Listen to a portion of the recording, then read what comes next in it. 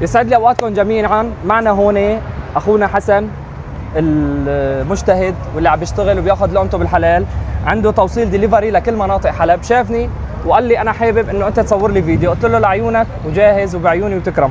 هلا انت بتوصل لكل مناطق حلب؟ نعم لكل مناطق حلب. طيب ايش قلت اللي عامل عرض هلا؟